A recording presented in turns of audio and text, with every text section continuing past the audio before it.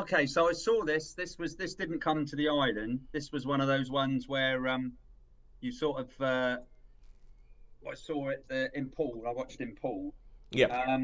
and really I didn't know a lot about it. And it was just that when we spoke last week, you Yes. happened to mention something because we were wondering what was on, wasn't we? We were Yes. thinking Yes. We were trying to figure out what we could what watch. was Yeah. on, and I had a look at the Poole. So yeah, I went to see this. It was in one of their studio screens. Okay, so I'll tell you about this. This is so you've got Kirsten Stewart and Yep. Katie total, O'Brien. got Katie O'Brien, yeah, but Kirsten Stewart with the total angst. Do you know what I mean? Sort of so from total like dour, depressed, scratchy heady and all this sort of stuff. Anyway, she's like the Like an arrested development teenager. arrested teenager, yeah, with all the angst. And Yeah. she's running a gym. It's not her gym, it's her father's gym, but she's running a gym. And Yeah. this girl turns up, bit of a drifter who wants to go into the Las Vegas muscle woman thing. Yep. And she sort of looks at him, quite fancy her, and she's got nowhere to stay. So they basically they hook up, and then she says, "Oh, I've got these steroids you can use and all that." So they're juicing up on the old steroids and stuff. And obviously, with steroids, can make you go a little bit mad, can't they? I have heard. I do not have first-hand experience, but I have heard. No, I don't either. But you hear Yeah. danger. Anyway, so it's a gangstery father, or Kirsten Stewart's father. I forget the character's name. I'm sorry. Well, played by Ed Harris Ed Harris with a terrible haircut. With a terrible haircut.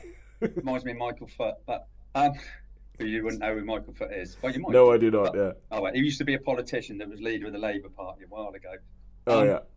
Anyway, let's go back to you've got this Kirsten Stewart character. Her father actually owns the gym. So Yep. And the drifter lady, she does some work for him, and it all gets a bit convoluted and all gets a bit confusing.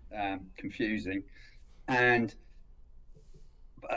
Kirsten's got a sister whose husband beats her up a lot and ends up, should we say, something rather nasty happens to him. And he actually because works for the father. So it's basically a story of, it's a love story. It's a love story, but there's some horrible things that happen during the film goes on, to do with guns and disposing of bodies and all sorts of things. Yeah. Everything I've seen about this, I get a real sort of grungy crime vibe from this, which makes me think of the 70s, like the kind of like it makes me think of the 70s, like the kind of film that you would have seen in the 70s. Yes, definitely. As I say, I've been really lucky because I saw Love Lies Bleeding, and this is a little bit different. I would say it's a very Lynchian, a very sort of Lynch film, as in that. A bit surreal.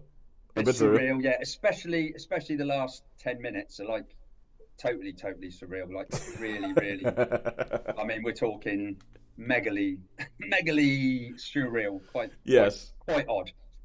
Okay, so my thoughts on this film was it was incredibly well acted, and I did like the way it went. I thought it was all feasible. You know me, I think there might be some things with death and stuff, and I can be a bit funny with that, can't I? I'm a little bit, if people have plot armor, or if people have plot armor, if it's kind of like, that would only happen in a film, and a bad one at that.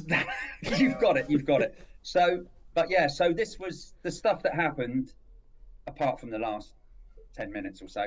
The stuff that happened, it was quite plausible. It could have happened that way, and the way it happened, and with relationships and people getting killed and whatever. That was all.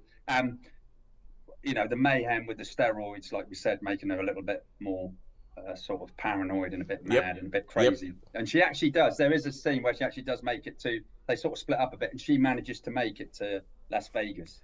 Yeah, no, people keep saying that. I'm like, I don't want to know that. I want to know that she makes it to Las Vegas. All right, okay, but so because she's like a bodybuilder. She's like. She's I mean, I've seen the poster, the trailer, everything like that. It's like Katie O'Brien has worked out for this film. She has worked hard for this film. I mean, I wondered if it was CGI. I don't know if it was. I did think that at one point. There is some CGI in it, a bit late, like we say. With the surreal stuff. I've heard about these surreal interludes. Yep. So, but on So the whole, I really, really enjoyed this film because it's my sort of film. I know it sounds strange. It's uh, like Late Night with the Devil. This was, I mean, no, I know you get all the big blockbusters, but yeah, I enjoyed this. I enjoyed this a lot.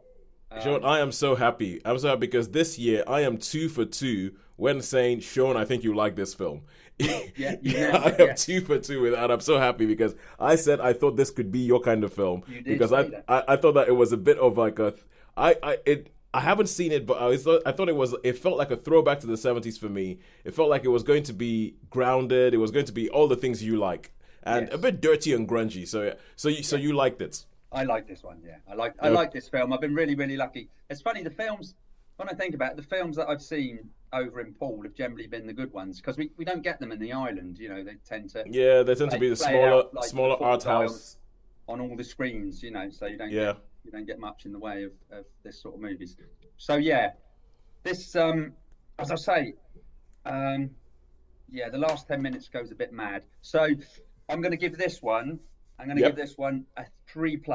A This one's going to get a 3 3+. plus. Doesn't quite make the 4 because the last 10 minutes was when I had a couple of like, yeah, where's this going?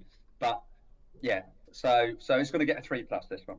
I All right, I cool. can't manage to give it a 4, but it's close.